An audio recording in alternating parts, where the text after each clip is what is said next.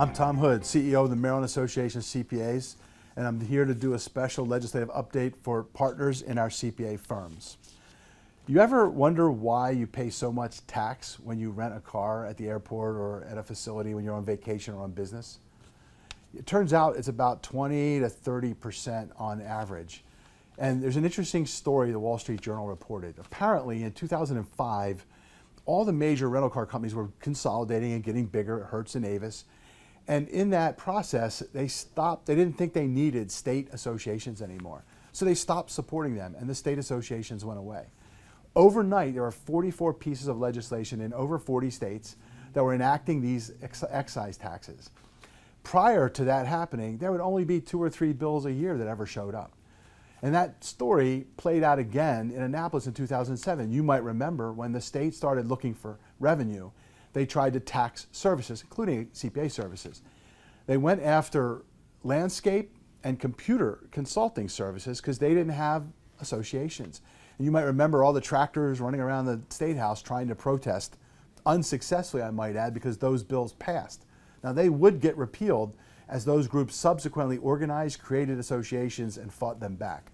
But the point of this story is the one thing that MACPA does for CPAs and firms that no one else does is legislative advocacy.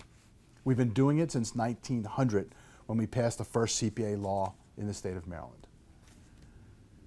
So how do we do legislative advocacy? It's 3 levels: federal with the AICPA and Congress, state with our 188 legislators, the governor, attorney general, etc., and at the State Board of Accountancy and the Department of Labor Licensing and Regulation, or the DLLR. Those are the 3 levels. 2 primary objectives, pretty simple, like football. Play offense, proactive, good legislation to make the practice of CPAs and firms easier and better. And secondly is defense, stopping bad bills that might impact you on a negative basis. We do this in 4 key areas, right? We build relationships with legislators and regulators so that we've got that ability to go in and talk to them about the issues. We use our grassroots. All of our membership in our database is mapped to legislative districts, which allows us to quickly identify CPAs by district to then communicate directly with key legislators that might need a positive vote or a negative vote for a critical piece of legislation. Third is our PAC. We support legislators with our political action committee to get meetings, get their attention, and talk about the issues. And then fourth, high-profile events, 2 of them. Our new CPA Swearing-in Ceremony, which helps put us in front of the DLLR and the State Board of Accountancy. And the CPA Day in Annapolis, which is an attempt to show the legislators in Annapolis who we are as CPAs from all over the state come together. We have a long history of successes in legislature on both sides of the ball, offensively and defensively. Things like stopping sales tax on services, passing proactive CPE legislation. Joe Petito, Price Waterhouse's representative to the Big 4 Accountants Coalition, said that Maryland has one of the most effective legislative advocacy programs in the entire country. Senator Brian Feldman, who is a CPA, also said it this way: we have probably one of the best practice environments for the form of practice and for CPE than any other state in the nation because of the proactive legislation that we've passed in the last 10 years. Our challenge, though, this year is we're facing historical turnover in Annapolis through this election. 40% of the 188 legislators will be new. We'll have a new governor, a new attorney general, and probably a new secretary of the Department of Labor Licensing and Regulation. We're going to have to form relationships with all of these people. In the history books, they talk about a period in 1900 when we tried to pass the new CPA bill, and the founders of MACPA, Max Teichman and a few others, gathered all 40 members at the Belvedere Hotel, and their message was, there's a lot of people in Annapolis who don't know who CPAs are, and they're going to need to know you and kind of be familiar with you if you want them to pass this bill. Well, that statement from 1900 is now true today. Those new legislators aren't going to know the difference between a CPA and a non-unlicensed accountant. They may not have had dealings with CPAs. We're going to need you to be down there to help us form those new relationships.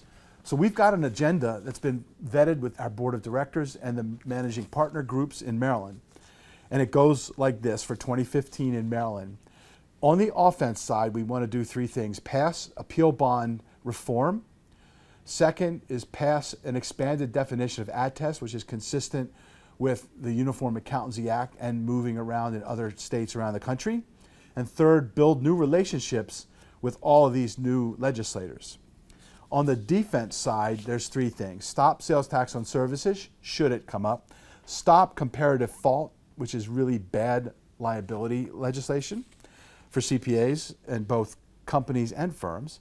And then third is monitor close to 2,500 active bills over 90 days to make sure we stop any bad ones that might show up. The bottom line is numbers count, and we need your support. So what we're asking for are basically four things. We need your continued support of our membership. Many firms are 100% firm membership. We need that so that we can populate our grassroots and get members out to these events. Number two, legislative sponsorship of our new CPA night and our CPA day from firms will help us pay for those events, get a bigger crowd, and ultimately show the legislators and regulators just how strong we are as a profession. Third, we need you to support our PAC. Limits are $4,000 in a legislative cycle. We're starting a new one right now, so $1,000 a year, $4,000, or we would say $350 per partner would really go a long way in restoring our PAC money from this past election cycle. And then finally, it's supporting our events. Get your people at any level to show up at our new CPA night, especially your new CPAs, on November 10th at the BWI Hilton, and on CPA Day on January 29th at the Governor Calvert House in Annapolis. So we truly do need you, and I would close with these two things. If not you, who is going to help us support our legislative advocacy programs? And if not now, when? Thank you very much.